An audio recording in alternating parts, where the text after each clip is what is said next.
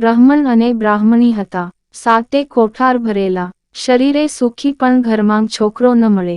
પુરુષોત્તમ માસ આવ્યો. બ્રાહ્મણ બ્રાહ્મણી તો નિત્ય નદીએ નહાવા જાય, નાહી ધોઈ પૂજન કરે, પણ એમને ખાવા પીવાની અગવડ પડે. વહુ હોય તો કેવું, રસોઈ કરીને તો મૂકે ને, એવો એમને નિરંતર વિચાર આવે, પણ વહુ ક્યાંથી લાવે? છોકરો હોય તો વહુ આવે ને. બ્રાહ્મણને બ્રાહ્મણીએ કહ્યું, ગમે તે રીતે વહુ લાવો. બ્રાહ્મણ કહે, વહુ ક્યાંથી લાવું? છોકરો જોઈએ ને.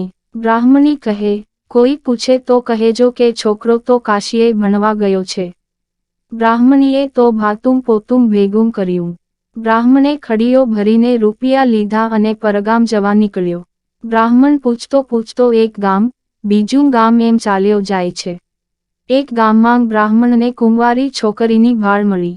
એ તો એને ત્યાં ગયો અને તેના પિતાને કહેવા લાગ્યો, મારો છોકરો કાશીએ ભણવા ગયો છે.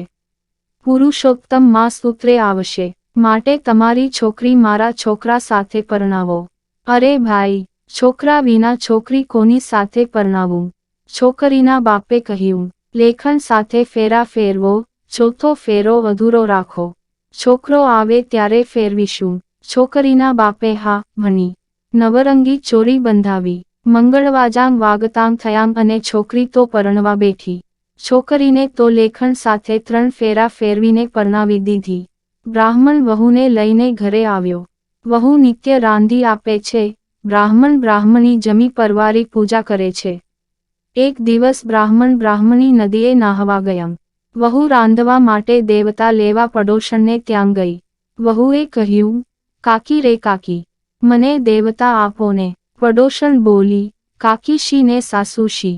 તારે વળી વર્જ ક્યાંક છે, તને તો છેતરીની પરણાવી લાવ્યા છે. એ તો વાંઝિયા છે, એમને વળી છોકરાંજ ક્યાંક છે. પડોશણની વાતથી વહુ મૂંઝાણી. એ તો ઘરે આવીને રડવા બેઠી. રોવાના ભાનમાં રસોઈ કરવાનું એ ભૂલી ગઈ. સાસુ સસરા નદીએ નાહીને આવ્યા. વહુને રડતી જોઈને પૂછ્યું, વહુ, રડે છે કેમ? શું થયું? વહુએ બધી વાત કરી અને કહેવા લાગી, તમારો દીકરો મને બતાવો. સસરાએ કહ્યું, તું ધીરજ રાખ, છોકરો આવશે. અવશ્ય આવશે. સાસુએ તો સાતે કોઠારની ચાવીઓ અને બધું ઘર વહુને સોંપ્યું. સાસુના મનમાં એમ કે કંઈ કરતાં વહુનો જીવ ગોઠે છે.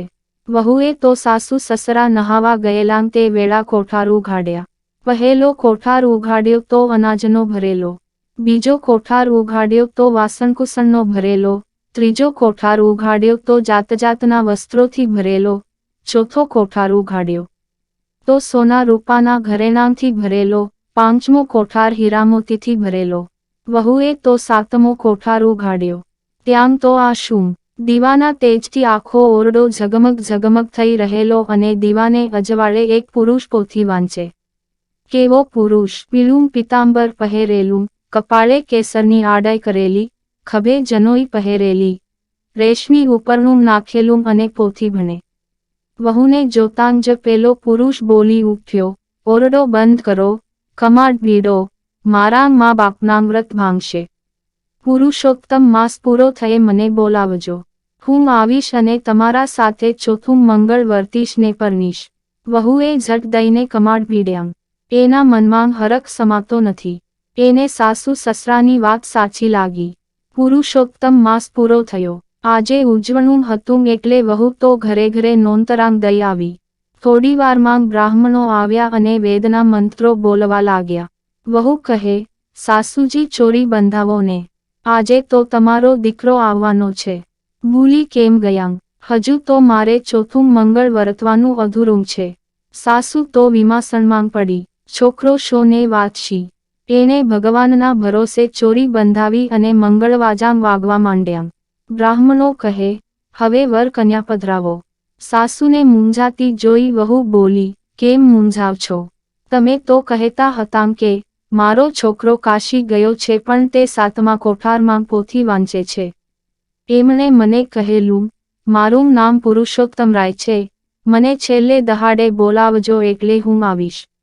સાસુએ સાદ કર્યો, બેટા પુરુષોત્તમરાય, બહાર આવો. ત્યાં તો નવાઈ જેવો બનાવ બન્યો. થોડી વારમાં ઓરડાના બારણાં ઉઘડ્યાં. ચાખડીઓ બોલવા લાગી અને પુરુષોત્તમરાય બહાર આવ્યા. પીળું પિતાંબર પહેરેલું, કપાળે કેસરની આડ કરેલી અને લાલ ચાખડીએ ચઢેલા.